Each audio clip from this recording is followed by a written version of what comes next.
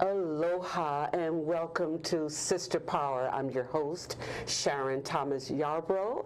Sister Power's vision is that women everywhere will learn to live as sisters, to respect each other's wounds, to promote each other's progress, and to benefit from each other's knowledge.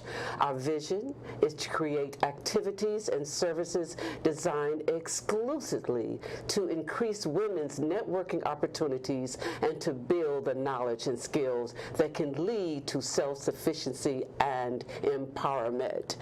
And I'm so happy today to have a very special guest with us, Tadia Rice, owner of Rice Consulting. Welcome, Tadia. Thank you, Sharon. It is an absolute joy to be with you today. You do realize you were the first person I met when I came to Hawaii. Oh, yes. Another first. Yes, another first. I love it. Oh, great. This is what I love about this. And our title today is How to Help Women to Succeed. And you're the perfect guest to lead us on this journey. And so we have so much to talk about. We do. And so let's just get started. All right. How about that? All right. Again, we have Dame Tadia Rice, who is a knight in the Chivalric Orthodox Order of St. John right here in Hawaii. You all do such good work for others, and now you have become part of an only 90 native-born and naturalized who won the 2017 Ellis Island Medal of Honolulu a few months ago in Hawaii. Congratulations, Tadia. Now, I have a quick question for you. Sure. And this was over a month ago, so you're just coming back from New York from this prestigious award. How do you feel? It is indeed an honor. The Ellis Island Medal of Honor, which is given every year to less than 100 Americans, was so exceptional, and I had no idea what it was going to be like. And it was indeed an honor. I've never been honored in such a significant way, full of pomp and circumstances, and on Ellis Island with the Statue of Liberty next to us. It was very significant and very symbolic. And I was very happy to join so many people that I've admired for so long, and here I was among them. Wow. Well, you're the perfect person. You've done such good work. You're a keynote speaker, you're a consultant, you're a star. You're a star. You acted in films, and you have several books under your belt. Let me ask you this. The Ellis Medal of Honor ranks among the nation's most renowned awards given to those who have shared knowledge, compassion, exceptional talents and abilities, and significant philanthropic and humanitarian contributions to this country in a spirit of generosity and the lofty ideals of democracy. The U.S. Senate and House of Representatives have officially recognized the Ellis Island Medals of Honor, and every recipient is listed in the congressional record. That includes you now. Yes, it does, and I was very happy to be representing Hawaii to do so. Thank you. Oh, it was remarkable. I mean, pictures tell the story much better than I can. But what was so wonderful was to be with people, and what most excited me was that the youngest ever Medal of Honor recipient is Malala Yousafzai, the young Pakistani girl who was shot in the head because she believed in education and still does, and is a warrior fighter for women around the world for education. And of course that is exactly what I feel as well. And there were, and then I got to meet Hamid Ulukaya, who's the Turkish fellow who came to the U.S. with nothing, and he started Chobani yogurt, and it has become not only the #1 selling yogurt product, but he has a very humane business, a very human way of treating his employees, who actually become stockholders in the company. And it's just a very new model of doing business that I really hope others will embrace. Oh, that sounds absolutely wonderful and just a little intimidating with all these fabulous people. So tell me, so who are some of the other medalists? Oh my goodness. Well, what was very interesting was that, there's Nobel laureates, so many, there's like 2,000 people in the 31 years that this award has been given. There were Nobel laureates, civil rights leaders like Coretta Scott King, and Rosa Parks, Cesar Chavez, who I had the honor of marching with in the day, Elie Wiesel, political leaders, Madeleine Albright and Joe Biden, Charlie Rangel, who I also had a chance to be with. What a charmer he is. Then this year in this class, I was with Buzz Aldrin. 87 years old. That man walked on the moon, and if he could go back and walk on it again, he would. No glasses, fit as a fiddle, amazing man, truly. And he actually spoke, and his message was that we are always discovering. This is an adventure, and that we must remain committed to discovery in the universe, starting with ourselves, of course. So that was really wonderful. Deepak Chopra has received the award. Dr. Oz, who I was also with in New York, Ruth Westheimer, who is a kick. And there's also other medalists, Mike Wallace and Diane Sawyer. Oh, my. And this year, Fareed Zakaria, of whom I'm a fan for sure. And we were together and had a talk, and I invited him to Hawaii, and he's never been, and so I do hope he will come. His kids were very, very anxious. So it was great. It was great. Sounds like it. I see that 7 U.S. presidents have also won, and 3 secretaries of state, all women, by the way. Yes, ma'am. I love hearing that. All about empowering women. And our own long-serving senator, the Honorable Daniel Inouye, was among the very first group in 1986 when the medals were first given. And I had the opportunity to meet the gracious Senator Daniel Inouye. And so tell me more. Well, it is an amazing history to how and why these medals began. And, initially there were a lot of celebrities and noted people, Bob Hope and Frank Sinatra, Quincy Jones, Paul Simon, Penny Marshall, Natalie Cole, Gloria Estefan. Very diverse group. It was really wonderful. And Eddie Olmos, who of course I know from early days, Casey Kasem, Alex Haley, Martin Scorsese. So there was a host of celebrities early on. Now it is more about scientists and a lot of sports figures who have been Olympians. I mean, Muhammad Ali won the first year, Evander Holyfield, a lot of really remarkable people. I mean, everybody has done something or things, a lifetime of work, a special discovery of some kind, a scientific breakthrough, something that moves forward humanity and moves forward the country and our nation in terms of being innovative and modern and just wonderful. Wow. Yeah. You know, in the first year of the award with Senator Inouye was a remarkable Muhammad Ali, as you spoke earlier, and the list of medalists reads like a who's who of sport. Joe DiMaggio, Mickey Mantle, Arthur Ashe, Tommy Lasorda. I remember those names with Tommy Lasorda, sure. Evander Holyfield, had the opportunity to see him fight in Las Vegas. Oh, my goodness. Remarkable. And Arnold Palmer. Yeah, so tell me more.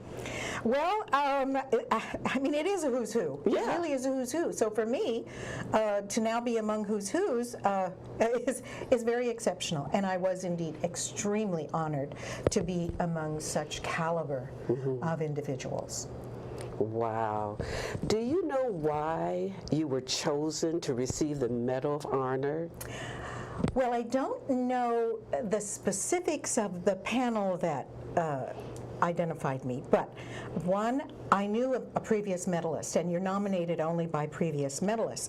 And so this friend of mine, who's known me for 40 years, literally witnessed my lifetime of trying to break ceilings in the corporate world and entertainment and international relations. She watched me develop my career as a management consultant, and ironically, we both became organizational dynamic experts and keynote speakers as well. So we have a lot of notes to compare. But she saw that I was very consistent in my fights for promoting women's rights and the rights of marginalized communities, the elimination of racism, trying to make the world a better place. She was very close to me when I was creating the Tadia Rice Association, which is a nonprofit, and we've educated 22 girls around the world, with the criteria being that they are agents of change in their communities. They don't have to have the best grades, but they have to be an agent of change in their community. So she saw me through different board commitments that I've made and that benefit social and economic marginalized communities. And she knows that for the last 6 years I've been volunteering at Kailua's Women's Prison, the Hawaii Women's Correctional Center. And I often tell great stories about how wonderful these women are who I have the privilege of working with. Well, you know, before we switch gears, we have your beautiful award that's displayed here. And tell me a little bit, when they awarded you this beautiful award here, what was going through your mind? I don't know. It was so overwhelming. You know, and you're behind this stand-up of the medals, and you know, they present it to you on your neck, and there's pictures and flashing cameras, and you don't really get it until it's over. And then you're very swiftly moved to here, and you sit on a dais, and you're doing things, and it's like a 3-hour program followed by an incredible dinner, actually in the Ellis Island Museum. All this takes place on the island. So you're ferried over, and I mean, it's very well coordinated, and one thing happens after another. And you watch as everybody else is shown, because your picture's on this jumbotron, and they specify who you are, what you do, and what your ethnic background is, and so you kind of begin to see the bigger picture. There were 37 ethnic groups represented. 37. So it was interesting to see people from all over the world, and these are a lot of newer immigrants. So you had people from Iran and Turkey and Korea and China and Cuba and various places around the globe who were new immigrants. Then you have your older 5th generation and 3rd and 4th generation Americans who were of Italian extraction, or Polish, or Eastern European, or wherever. I mean, and so as it happened, as it unfolded, you began to see what this was, because I really hadn't been able to appreciate what it was, because I've never been. And so by the end of the night, you do feel honored. All 4 branches of the military are there. They traditionally participate. They honor you as you walk in and up, and at every point, they're saluting you, and they're playing music, and it's extremely patriotic and very, very American. So it was really something I hadn't quite experienced in the same way as any other experience that I've had. Now, can anyone attend? I mean, once you are honored and you receive this letter, I'm sure there was a special letter. How was it delivered to you? Was it via email? No, a formal mail, a formal invitation, a formal letter. Everything was very formal. Snail mail, and they call you, they talk to you, they ensure that you can attend, because if you can't attend, you can't go. And first choices are for the medalists and their guests, and then previous medalists and their guests. So it's not really open to the public. Okay. It's really quite elite and exclusive to people who are within that medalist community. And of course, politicians, the New York, and because it takes place in New York, you have a lot of New York people. Well, I'm excited to hear more, and we're going to take a short break, and we'll come back with Tadia Rice and finish this journey. Thank you. Aloha, my name is Raya Salter, and I am the host of Power Up Hawaii, which you can see live from 1 to 1:30 every Tuesday at thinktechhawaii.com and then later on YouTube. I am an energy attorney, clean energy advocate, and community outreach specialist, and on Power Up Hawaii, we come together to talk about how can Hawaii walk towards a clean, renewable, and just energy future. To do that, we talk to stakeholders all over the spectrum, from clean energy technology folks to community groups, to politicians, to regulators, to the utility. So please join us Tuesdays at 1 o'clock for Power Up Hawaii.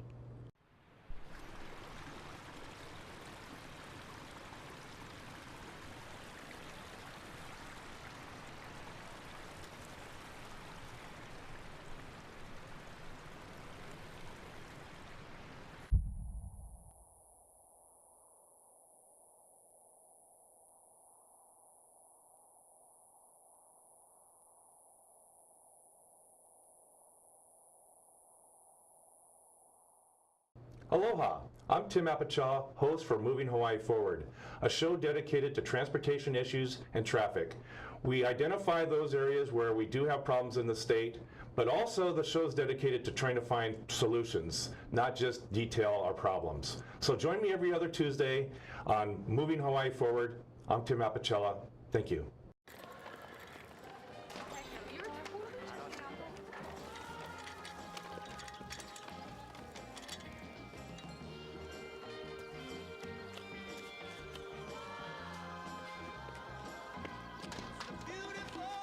Thank you.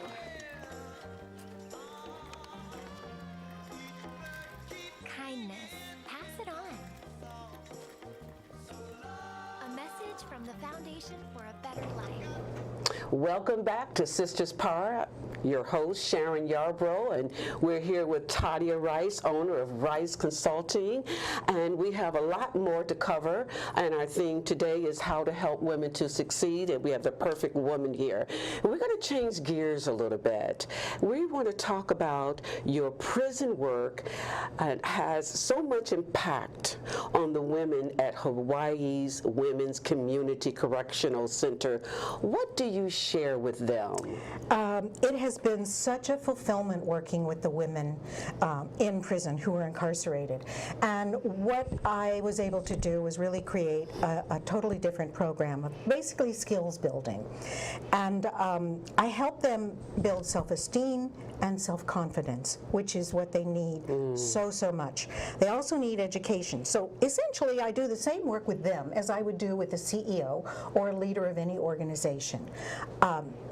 Their work is to learn to be comfortable speaking in front of people, to have emotional and mental clarity, to be able to think through situations, impulse control, which all of us have to work on, to how to communicate clearly, which is a very strong part of what I do for CEOs and leaders, how to develop emotional intelligences, and a host of other skill sets that is really important for anyone to better themselves, improve, perfect, continue to strive for excellence.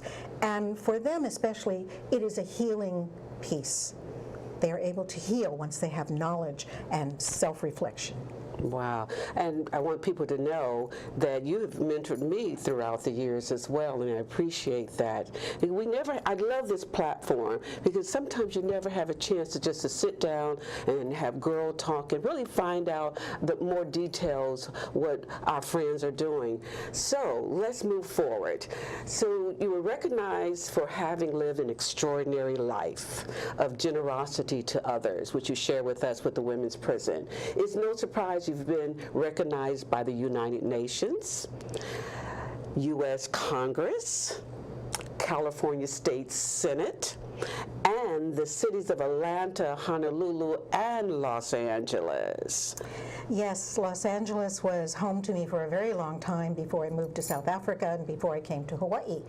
And one of the wonderful things we have in common is we were both Angelinos at one time in our life. And we knew a lot of the same people, Mayor Tom Bradley and Congresswoman Ambassador Senator Diane Watson, who has been so helpful in many ways and been involved.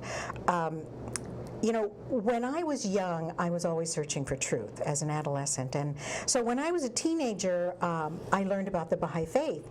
And the teachings there really were very sensible, and the teachings were every single human being should have a craft, a profession, a skill, and once they attain that, as they work in that, they continue to strive for excellence and perfection.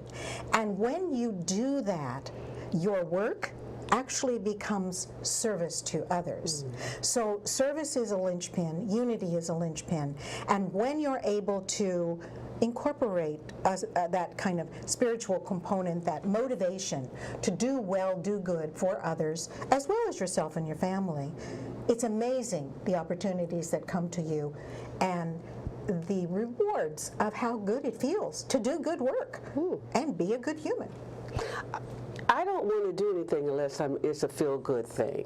And I think that's our brand. I think more people should incorporate that. If it feels good, it is good.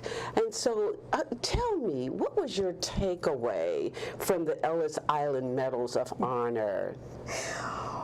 Very interesting. It was great to see the diversity of individuals being honored.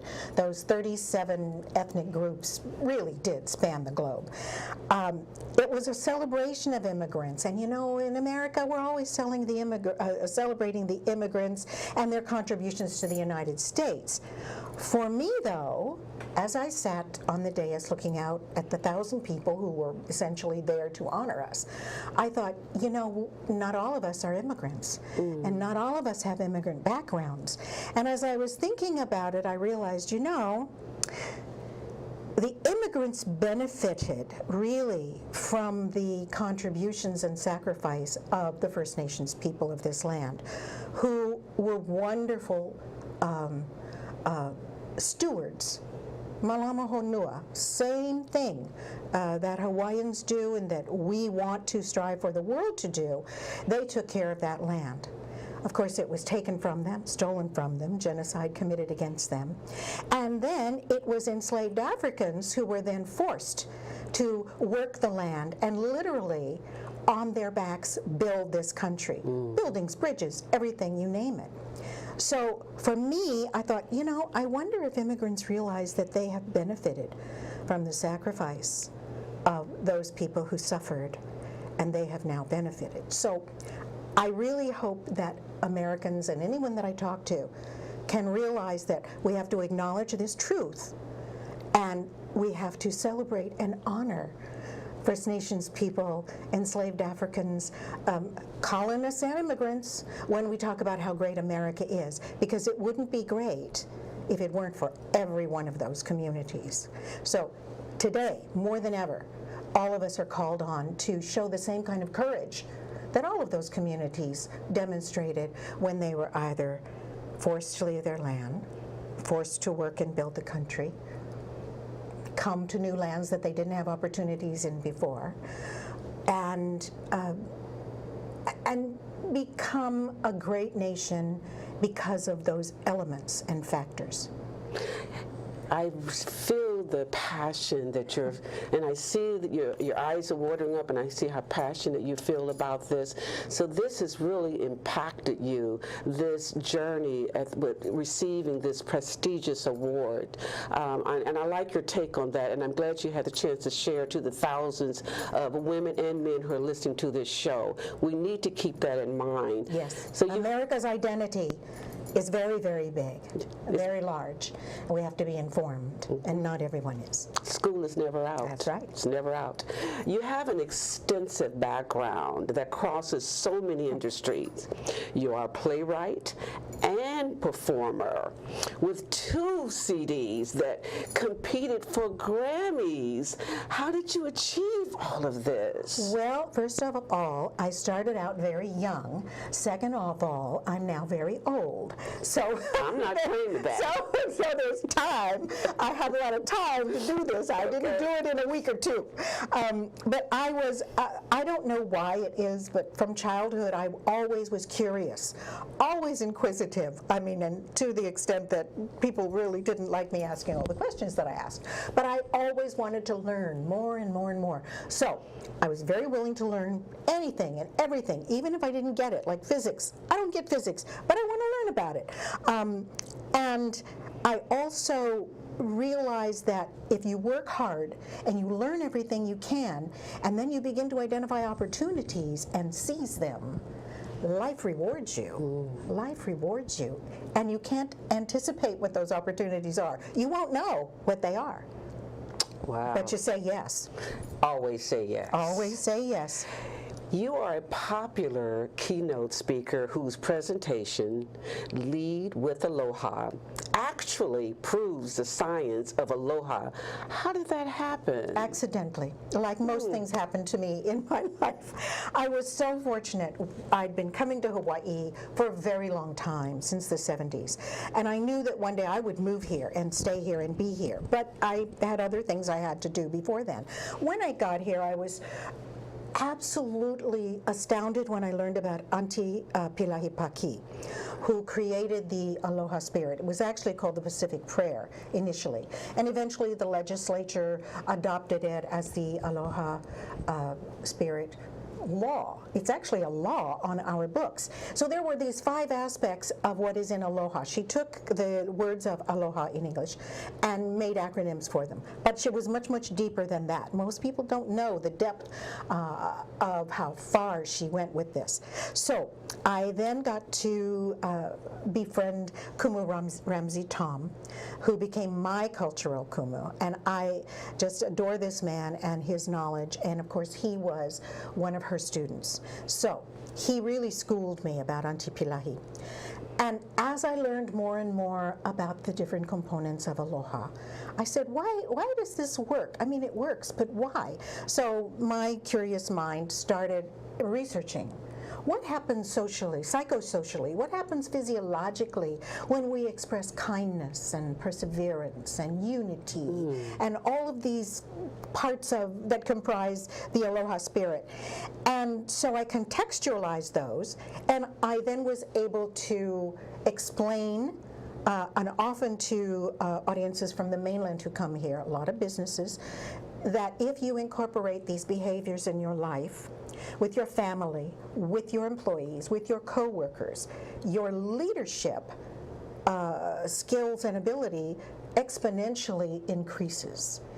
And I use examples and I show exactly how, and people get it.